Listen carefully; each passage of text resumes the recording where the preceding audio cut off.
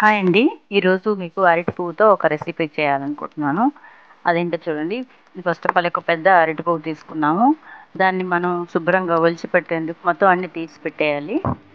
ఈ అరటి పువ్వు తీయడం ఒక ఎత్తైతే దాన్ని వదలటం కూడా, అంటే దానిలో ఉండే లోపల ఒక పొడుగ్గా ఉంటుంది.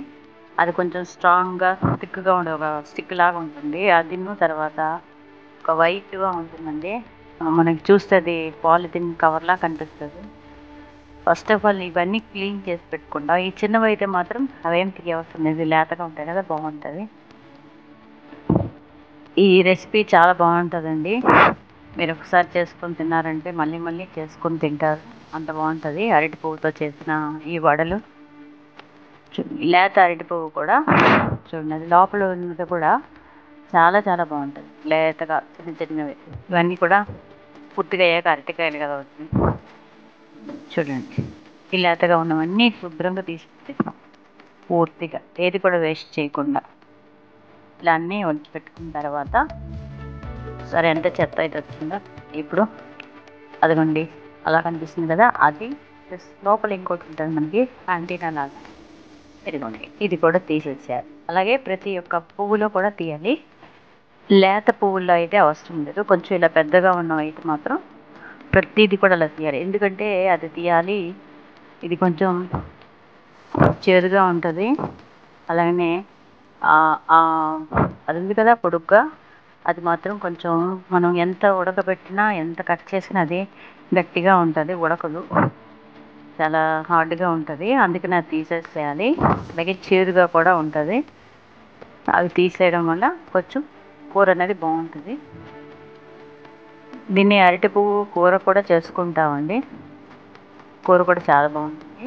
ఇప్పుడు దీన్ని అన్నింటినీ ఒలిచి పెట్టేసాం కదా, దీన్ని ఒలిచిపెట్టిన తర్వాత దీన్ని కట్ చేసి పెట్టుకోవాలి. ముందుగా మనం కట్ చేసి పెట్టుకొని కడిగితే మనకి జిగురుగా ఉంటుంది. ఇప్పుడు మసాలా కోసమని దాల్చిన చెక్క, లవంగాలు, ధనియాలు, పచ్చిమిరపకాయలు, అల్లం ఒక 2 ఇంచీలు తీసుకున్నాను.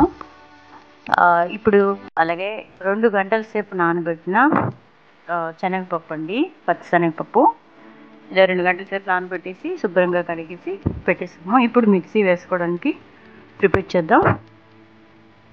ఈ మసాలాలన్నీ కూడా ముందుగా మిక్సీ జార్లో వేసుకొని దీన్ని మనం ఫస్ట్ మిక్సీ వేసుకోవాలి. ఇదిగోండి ఇలా మిక్సీ అయిన తర్వాత ఈ పప్పును కూడా అందులోనే యాడ్ చేసేసి, మనం వాటర్ అసలు కొంచెం కూడా పోయకూడదండి, ఎందుకంటే వడలికి మనం చేస్తున్నాం కదా. ఇలా మిక్సీ వేసుకోవాలి, వాటర్ ఏమీ వేయకుండా. ఇప్పుడు ఇది మిక్సీ అయిన చూడండి, ఇలా బరకగా మిక్స్ చేసుకోవాలి. మరీ మెత్తగా పేస్ట్లా చేసుకోకూడదు. అక్కడక్కడ కొంచెం పప్పులు తగులుతూ ఉండాలి.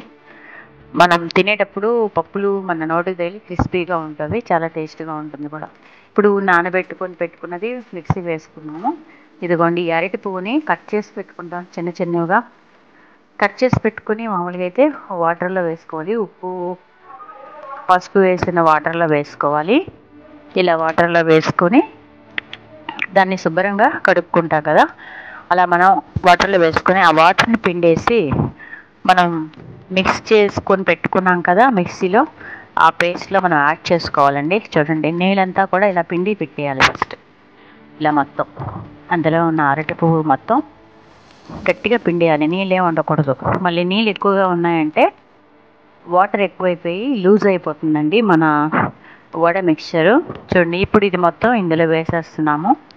ఈ మిక్సీ వేసిన ఈ శనగపప్పు ముద్ద అంతా కూడా ఇలా గట్టిగానే ఉండాలి, వడలకి అనువుగా ఉంచుకోవాలి. ఇప్పుడు ఆనియన్స్ అండి, కొంచెం ఎక్కువగానే వేసుకున్నా బాగుంటుంది టేస్ట్. ఒక పెద్దవి ఒక 3 ఆనియన్స్ తీసుకున్నాము.